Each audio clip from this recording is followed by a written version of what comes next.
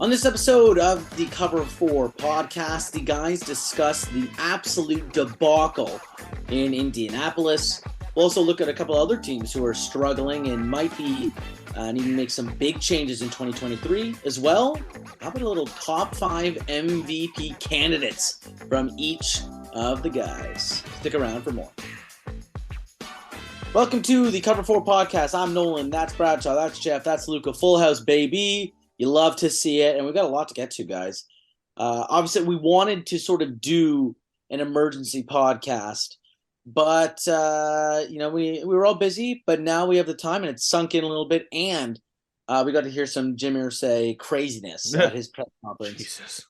As he announced, Jeff Saturday will be the interim coach, as Frank Reich was fired yesterday. What a whirlwind of emotions for Colts fans, where you had this one coach who was solid, but maybe it was his time, and obviously it's kind of a lost season in Indianapolis. And the interim coach isn't somebody on the roster or somebody on the coaching staff. It's a former player who hasn't coached since high school ball in Georgia, I believe, where he had a losing record in Jeff Saturday. Just craziness. Bradshaw, your thoughts initially on this hire and whether you just think this is just a total tank job by the Colts? Yeah, I mean, it just seems like they're like kind of, okay, let's get a figurehead in here. Let's get somebody who the fans have a relationship with already. And you bring him in here. I know he doesn't have any head coaching, but you have Gus Bradley and John Fox on staff. They've both been head coaches. They can kind of help him through the process. And there's the whole thing of like, oh, no one on the staff's ever called plays in the NFL. It's like, well, hey, Scott Milanovich called plays in the CFL and called plays in NFL Europe. So like, they have people who can like do a serviceable enough job, but also they don't want to be too serviceable where they're going to win games. They're going to just tank. That's why Sam Ehlinger is going to be starting. I did like the quote. I don't know if I think I sent it to you guys yesterday where Mac Jones said like, yeah, we kind of knew our defense would control the game given the situation on the other team. Obviously the situation on the other team being they can't score any points, which is kind of hard to win games if you can't score any points. Yeah, I mean, I wasn't terribly surprised that they fired Frank Reich. I mean, I think we talked about it, Jeff, Luca, and I talked about it one week. We talked about coaches on the hot seat, and I was like, I mean, it feels like Frank Reich's got to be one of them. Like at that point, he had to be with how terrible they've been and how many quarterbacks they'd consistently missed on, and he'd been a reason for that. Like he was the one banging the table for Carson Wentz. He apparently was one of the people who wanted to bring in Matt Ryan. It was like at a certain point. The blame has to fall at his feet at a certain point. It can't just be us every week just being like, oh, yeah, Colts, good roster, good coach, just can't win the games. It's like, well, you're the coach. You got to start winning some of these games. And he's had a decent record, but like for as highly as we talk about Frank Reich, the record didn't match how we talk about him. Like the production didn't match what we thought about him. So it made sense. The new hire doesn't make any sense to me. I mean, and the press conference was just bizarre. Jim Irsay was on one, but yeah, the Colts are going to be in the tank for at least the rest of this season and probably next as well. Jeff, your thoughts on the hiring? Yeah, I think Bradshaw kind of nailed it. It's just like it's not like also I'll kind of piggyback off that. Like it's not like we haven't seen enough evidence to suggest that like he just he was just missing a little bit. Like no, this was consistently year over year, even with Andrew Luck in that great first season that they had. Frank Reich just wasn't getting it done, and the roster's pretty damn good. Like it's not a bad roster; it's a playoff roster that should be getting into the playoffs every time. It's not winning a playoff game or two, and they just haven't been able to do any of that. They've been so disappointing, and obviously this is his worst season by far. This is like terrible. This is a crazy regression. But you know what? I think it makes sense to move on. I don't know if Jim Irsay knows what the hell he wants to do with this team because now he's shit talking analytics when like the guys he hired did all their stuff off of analytics and admittedly were more successful than most people using that model. So I don't know what his process is either. So maybe that's kind of why the Colts kind of suck is because their owner also doesn't understand what the hell is going on with his own team. Luca? Yeah, I swear I just saw Jeff Saturday on First Take, and now he's coaching. So that just goes to show you what the Colts are doing. Listen, I don't know. how he's going to do. I mean, this roster it's not bad, but they just haven't been good, and I can't get my head around him coming in and changing the culture, turning the season around, right? Like nothing against Jeff Saturday, but you would like to think Frank Reich is a better head coach than him since he's done it in this league for multiple years. But they just disappointed. Like Frank Reich was supposed to come in and he was supposed to change the way, Colts football was played. That Andrew Luck retirement is just haunting this franchise. It really, really is. It's so hard to find a franchise quarterback because they have all the pieces but the one under center. And Jonathan Taylor last year, he can only run you so far. This year, kind of been actually no, he has been underwhelming in all aspects of the game. So, and I don't know if that's just because of the coaching or whatever it is, but yeah, the Colts are in full tank mode, and that's a team. I think if you're a kid out of college saying, man, like this isn't necessarily one of the worst, a top 10 worst team in the league, right? Like they still have some potential. They're going to be in a head coaching search.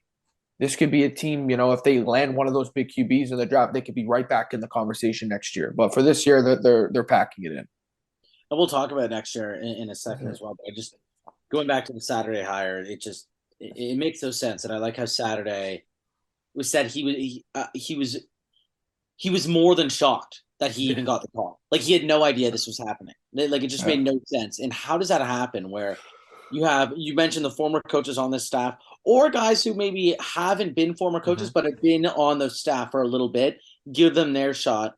I was just listening to Joy Taylor, and this is going to be a conversation. It happens every offseason with black head coaches where they don't get enough opportunities. But you hire this guy who's never, he played the game, but he's never coached. And they just bring him out of retirement and be like, hey, come do this. He had no idea. Reggie Wayne, a legend in the room as well, a legend for all the fans, has been on the coaching staff. Don't give him a shot. So I thought that was interesting, but that's going to be a topic for another day. The Colts stink, and they do have some, solid players on that roster. Shaq Leonard's been banged up all year, it seems, but Taylor's been really underwhelming. And not to go back to fantasy conversations, but that's screwed everybody, whoever drafted him first overall, me being one of those guys. But the O-line is the most expensive offensive line in football, and they are one of the worst offensive lines in football. And that brings us to 2023, where there's a few teams where they got to figure out what the hell's going on. Because 3 of these teams are drafted in the top 10, and there's a lot of money going around, and it's kind of a situation where you go, how the hell do we fix this? So we talk about the Indianapolis Colts, right? That's been the nightmare for them has been quarterback, and they haven't been able to figure it out. They need to go get one of these top prospects, and that's why I think they're going all in on the tank. They're 3-5-1 right now. They do have a little bit of money, but obviously, some of that money going towards that offensive line that's been horrible. How about the Las Vegas Raiders? Holy crap, have they been bad? 2-6 right now. Devonta Adams is going to be the highest paid wide receiver. Derek Carr is getting a crap ton of money. And Josh McDaniels looks like an absolute nightmare for the second time as a head coach, I might add. They've blown 3 different 17-point leads. That is insane. There was a stat I was listening to a podcast yesterday. In their whole team's history, since they joined the AFL until last season, they're only blown 5 17-point leads. They've done 3 of them this season alone. Just insane. And how about, this is a nice one here for Jeff and I, the Green Bay Packers look like a dumpster fire. 3-6. They have no cap room. Aaron Rodgers is going to be getting $50 million a year next year. They just lost to the Lions, who have the worst defense in football, and they only put up 9 points. Aaron Rodgers 2 or 3 red zone interceptions. Regardless, it was a nightmare. And they've got injuries all over the field. Guys, who is in the best position to fix these rosters? Luke, I'll come to you first. You got the Colts going to be drafting in the top 10. They need a quarterback. The Raiders drafting in the top 10. Is it time to move on from Derek Carr? And the Packers, 3-6. Aaron Rodgers, 1 back-to-back MVPs. Not great this season. How do they fix that situation in Atlanta? I still think the Colts, I think they got like $26 million in cap heading into the next season. And, whatever you're going to do with Matt Ryan, you're definitely going to draft a quarterback. I just think their division is probably the easiest one, even though, the AFC West isn't as loaded as we thought it would be. that's why I'm leaning towards Indianapolis, because the roster, how it's constructed, it's not terrible. Like it's not terrible. Where you look at the Raiders, their roster's not terrible. Green Bay's is not terrible, but I mean, this is what Green Bay has. They got no cap. They got Aaron Rodgers locked up to 50 million a year, and I just can't see them bringing in any wide receivers because history has shown us that they just won't do it. they try to do it, but they just don't get it done. The Raiders, Josh McDaniels, hard for me to trust him. I don't know who the head coach is going to be in Indianapolis, but because of that division, and Tennessee just seems to do this every single year. They just kind of win games, right? But if you're Indianapolis, like I think being competitive with Tennessee is more doable than Green Bay having a fight in that NFC with the Vikings, right? Or the Raiders having a fight with the Chargers are always banged up too, but them and the Chiefs, right? I think it's more feasible for the Colts to kind of be better quicker. So that's why I'm going to lean Indianapolis. But all three of those teams are just it's unbelievable. If you told me at the start of the year that those three teams could be picking in the top 10, like looking forward to April. I know I'm projecting a little bit, but it's going to be a crazy draft to see what each of these teams do because they're pretty good teams and they could be competitive, quicker than some of these other teams. So I'm going to go with Indianapolis for now, but things can change. And Jeff, you look at Green Bay, and obviously we love to shit on them, but Rodgers hasn't been playing well. You still have Jordan Love on this roster. Is it kind of like your season's pretty much done with, right? They have 3 games coming up where it's like Tennessee and Dallas and Philly, where it's almost all losses there. Is it almost time in Green Bay to be like, hey, let's sit down Rodgers, let's get healthy, let's see what Jordan Love has and see if he has any trade value, and then reevaluate come draft season for them too? That sounds like a great strategy, Nolan. But I think the problem with that is that I don't think Aaron Rodgers would be very happy with that, and I think that they know that, like, in order for him to stay another year, or for him to not throw another offseason fit and eat even more magic mushrooms, it would behoove them to just play him. But I don't know, it's kind of a terrible situation. But you're right; like, it would make more sense to just trot Jordan Love out there and tank anyway, because it's not like it's going to be much better. I don't think he's going to be something that could change their fortunes and help them win. And you kind of want to hope that, like, Aaron Rodgers will be better next year when the receivers are more on the same page as him, because I think he probably is. I think he's not quite done. I would imagine if you give him one more season, there's a potential there that, he realized, okay, my arm took another significant drop down. Let me adjust a thing or two here, because like you guys said, the roster is actually pretty good on Green Bay. And I think if those younger wide receivers, Dobbs, who looks very, very promising, Christian Watkins, once they figure things out, I think this will actually be a pretty damn good team. But also, too, they're going to be picking high in the draft, and that could lead them to get someone very good, maybe even a quarterback. Who knows? Like, maybe if they see a guy that they really like, just take a shot on him and hope that the upside kind of gets them to where they need to be. And hey, because if Rodgers retires, then you got a whole bunch of cap room left for you for that new quarterback coming in as well. So I think Green Bay has like the most options to kind of succeed versus the other teams. I don't see it going very well for them. I think you look at premium talent, and obviously Rodgers at his best is the best of all the players. They've got 2 fantastic offensive linemen. Jair Alexander, is a great corner if they actually let him play one-on-one and not just stay on one side of the field. And Rashawn Gary, even though he's out for the year now, he was having a fantastic season. So you're right, the talent is there in Green Bay, but it just makes you think if he was playing a little bit better, maybe there's trade value there. But now you're thinking, if you're one of these teams who needs a quarterback, yes, it is Aaron Rodgers, but if this is the season he's coming off of and you have to pay him that much money and Green Bay's not willing to take any, kind of a sticky situation. Ratchet, your thoughts on these 3 teams and who's in the worst position to fix it all in 2023? In the worst position or the best position? I'm going to say the worst. Worst position. Damn, you really threw me off. I was ready to say Green Bay in the best position because I think they have the highest peak. And I think if you just add a nice draft prospect, one of these nice receiving prospects, that might be better. Worst position. Ooh, I'm going to say probably the Raiders, just because they kind of went all in here on Devontae Adams. It already doesn't look very good. I don't think they're going to draft high enough to get one of the top quarterbacks. I think Stroud, Levis, and Bryce Young are all going to go like before you. I mean, unless they really hit the skids here and they really fall off the map here. But I think the talent's too good for them to do that too, unless they like really go into it and like, oh, Derek Carr has an elbow injury or something, some nonsense like that. And they've also they've come close to winning these games. Like they've had 1-3 this season with a 17-point lead. That's pretty bad. That's Atlanta Falcons-esque, I would say. But yeah, I'm gonna go with the Raiders.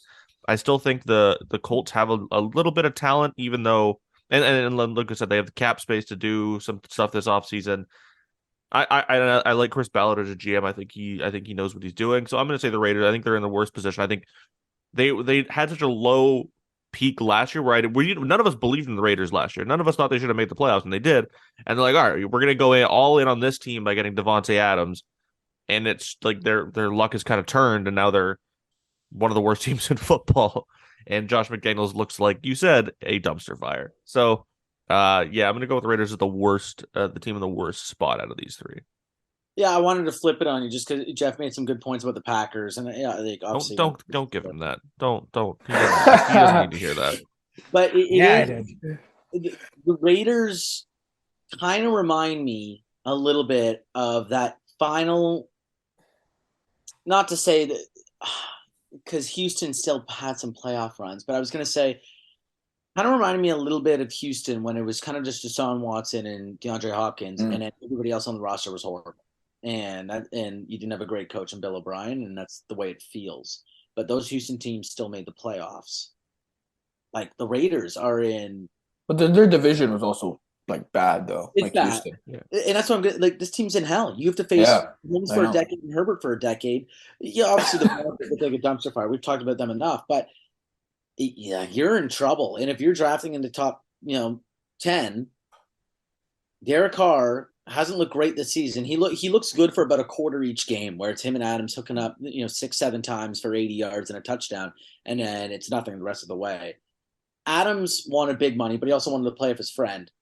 What happens if the Raiders just go, man, we got to move on from him and move him to Indianapolis or something like that and go get a young quarterback? It's a weird situation.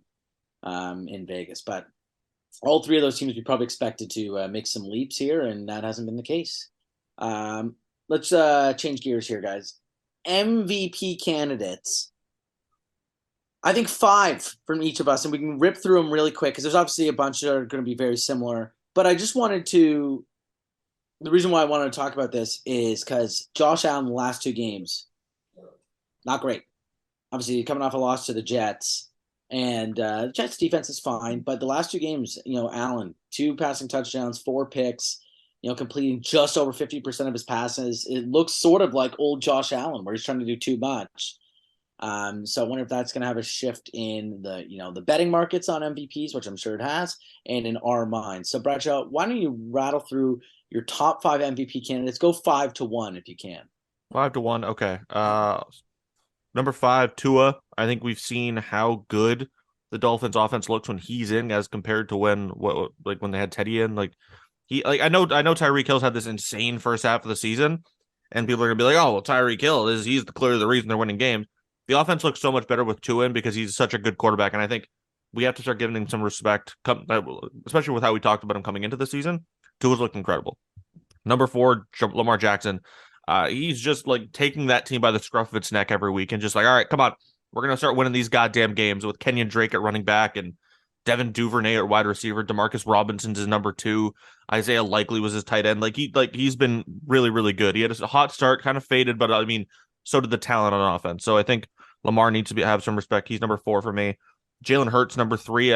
Leading the only undefeated team in football. The offense looks really good. Granted, they still haven't played any real competition yet, but aside from the Vikings were a good win. But Jalen Hurts number 3. Josh Allen, I think you still have to give him number 2.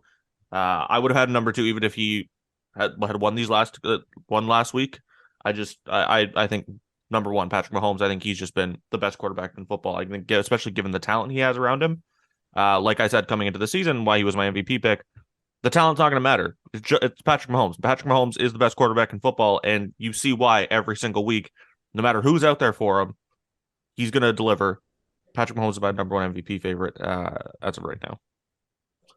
Jeff? This is actually kind of tough because I think there's some guys that are kind of jumbled in there, like below the top 2, in my opinion. I will go with number 5. I'll go with Lamar Jackson. I do like what I agree with Bradshaw that he is taking the team by the scruff of the neck.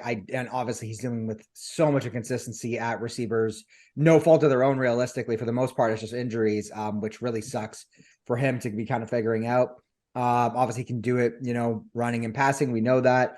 The only thing that's kind of killed it for me is just the amount of picks he's thrown. I just think that the reality is that he's not as likely to receive as many votes because he's approaching double-digit interceptions. And then I think for number 4, I will go with Joe Burrow, because I actually think Joe Burrow is actually doing a lot of good stuff right now. And he's also played, a little bit more consistently than Tua for obvious reasons. And to the fact that he's doing so well without Jamar Chase right now, I think is a testament to how good he is. Obviously the sacks kind of hurt him, but I don't think anybody's going to be paying attention to that come MVP voting time. And then after that, we'll go with Jalen Hurts, just because Jalen Hurts actually has been playing pretty good. The numbers look really good. And obviously he's winning. He's got the team that seems like they're almost probably going to have maybe just one loss this season, which will put him in pretty good standing there. After that, obviously Josh Allen, but I do think it's a pretty big step off from how consistent and how prolific Patrick Mahomes has been. I think this is a year where it's kind of proving that Patrick Mahomes is the best quarterback we've ever seen again, in my opinion.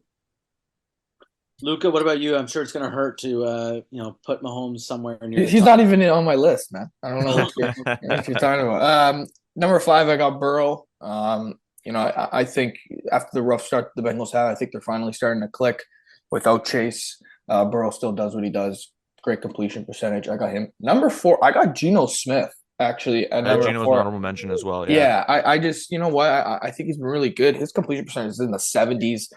Nobody expected him, and he gives you an element on the ground. So I have him there, and that division that he's in, it's pretty competitive. But every single week, the Seahawks are a team now. I think you could go into each game and say, you know what, I expect them to win that game because they're playing very well. So I got him there. Then the top 3 interchangeable. 3, I have Josh Allen. I still think he's amazing. He's taken a lot of hits. He's injured. Hopefully he's healthy, because you would hate to see a guy like that go down. You'd think the Bills are supposed to be Super Bowl favorites. And if he goes down, it just kind of ruins their whole season. So I'd like for him to be healthy. Number 2, I have Jalen Hurts. The Eagles are 8-0. It's kind of hard to argue the record at this point, even though that their schedule isn't amazing. I still would like to see them play big competition. I think the biggest competition they've played this year is Dallas, but that's always going to be a tough team. So, man, the disrespect to the Vikings. Whew. Well, but that was but I'm saying, well, yeah, that's fair. I forgot about the Vikings, but I don't know. I think Nolan even sometimes is thinking, I don't know if the Vikings are for real with that record, but they're still a good team. So yeah, I'll put the Vikings in there also. And then number 1, it kills me to say I got the fraud. No other comments needed. Fraud. You have Tom Brady number 1? You know what? Tom Brady, I was looking this morning. He's second in the league in passing. Just get the touchdown mark up, Tom. Only at 10. What is this? It's not touchdown Tom. It's passing yards Tom. He's passing yards Tom. He's attempts Tom is what attempts he is. Tom. There it is. Yeah. There it is. Mine's a little bit different. Like if I had a top 8 list, I'd include, some of the guys you mentioned. Like Burrow, I wanted to throw on here. That game against the Browns really stunk it up for me. Yeah. And that was pretty ugly. Lamar, I could obviously throw up here. 2, I could put up here. Geno's such a great story. He's a story of the year so far. But 5, I started off with a defensive player. I know. Micah Parsons, I think, has been far and away the best defensive player in football this season. And he's going to win defensive player of the year. There you go. Well, yeah, sure. But I still think for them to be in a playoff spot right now, and with Dak missing so many games and their offense not even looking that great when Dak was in, Micah Parsons has just been a revelation. And I know we've talked about every single year Aaron Donald being the best defensive player every single season. This season, it is Micah Parsons, and it's not even close. And Dallas's defense is, the reason they've won quite a few games this year. So I put him there at 5. 4, I didn't know who to put here from the Dolphins. I could have put Tua. I decided to go Tyreek Hill. I did. The guys. But why? Well, because Tua, for his first few seasons, banged up but bad, hasn't played well at all. Oh, that literally doesn't matter. It's talking about this season. Yeah. Are we talking about the MVP of the last 2 seasons? But I'm saying once he gets a number one receiver in there, who Tua starts playing well, and Tyreek's numbers go through the roof. That's why I put him there at 4. They're also 0-3 when he doesn't finish the game or doesn't play, because he is the reason that offense is good, because he's taken steps and is a really good quarterback. Dude, I'm looking at the numbers. Tyreek is on historic pace to break, any record. And then Tua leads in EPA per play by a large margin. Tua's been great. And that's why I said it was a toss-up. But I just think Tyreek has just added such a different element to this offense. We'll look at it at the end of the year. This is week 9. Well, no, at the end of the year, be like, oh, well, look, he finished with 2,000 yards. He's clearly the reason they're really good. Well, hey, we'll see how the votes turn out there. We're going to rely on NFL voters for this.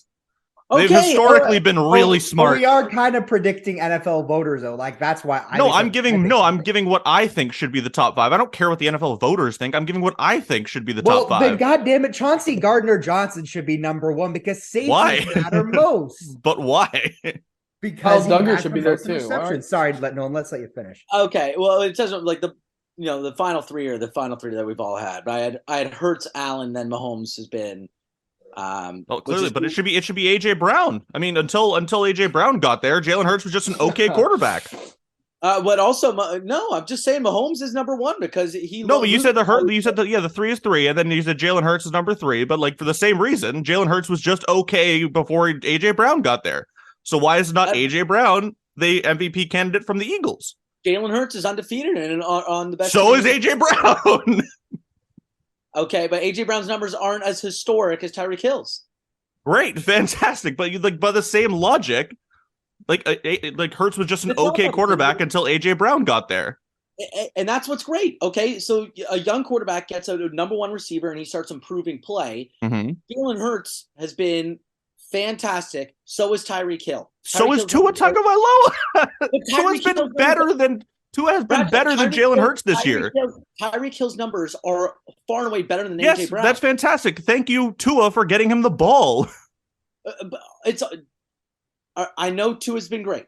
He's been arguably, by EPA, he's been the best quarterback in football. I'm not going to say he is because he has. I would still say Patrick Mahomes has been. Yeah. But I just don't understand. Like we need to stop putting so much importance on receivers. That's not the reason Tua's having success. Tua's just really good this year. He just is. And I'm saying he's been good. I'm not saying he's been dog shit. Yes, I know you're not. I'm just saying we need to stop shifting. You're not. The logic you're giving me is you're not using that for the Eagles either. Number 1 wide receiver, they improved their play, and Tyreek Hill has improved to his play, and Tyreek Hill's putting up historic numbers. Has AJ Brown improved Jalen Hurts' play, or has Jalen Hurts improved his own play? I would say a bit of both. Jalen Hurts is running fantastic. Why? So it can't be a bit of both for Tua? I'm saying Tua has been great, Bradshaw. Yes, I know, but you just said he's improved his play. Why can't it be Tua improved his play? Tua has improved his play. There you go. Then why isn't the MVP candidate? Because I'm saying Tyreek's putting up historic. There's a bit of both, right? Tyreek's been great. He'll win Offensive Player of the Year because of that. He might. I'm just saying he's been so damn good that he deserves to get some love too. I mean, this is the same time we had this discussion with Jonathan Taylor last year too. It's silly. We had this discussion. I'm just saying, Tyreek Hill's been great. Yes, I agree. I'm obviously going to agree with that. That's nonsense to say he isn't. He hasn't been good. I'm agreeing with you too that Tua has been good, but it's my list. It's all subjective. That's your opinion. Sure. I'm not saying you're wrong. I'm just saying I disagree, Nolan. Jesus Christ, man. You're the one who came at me. I'm just saying we're in the same boat here. All opinion. Tyreek's been putting up historic numbers. He's going to crush Cooper Kupp's yards, crush Cooper Kupp's receptions potentially. And Dolphins are looking good. Tua's been a good part of that, and so is Tyreek. And that's the way she goes. What a segment that was. What a battle. Well, that was a great battle. I don't know. It's just that's opinion. Just I don't know if I like that segment better or the Aaron Rodgers top 10 better. I don't know they're right there for me. I was kind of involved in the Aaron Rodgers. I kind of like sitting back for this one. Me and Jeff were having a good time. That is true. I was loving it. Absolutely. The Aaron Rodgers one has gone in my favor. I don't know if the Tyreek one will go in my favor. And that's fair because Tua has been fantastic. But on my list I put Tyreek. Folks, Cover 4 podcast. There's only one good game this week. It is the Vikings against the Bills. Should be an ugly one. But enjoy all the games this weekend. We will see you guys soon. That's Bradshaw. That's Jeff. That's Luca. I'm Nolan. Take care. Hey everybody, thanks for watching this video. If you enjoyed it, please drop a like, share it with your friends, and subscribe to Lingo Sports and Lingo News for a whole lot more just like this.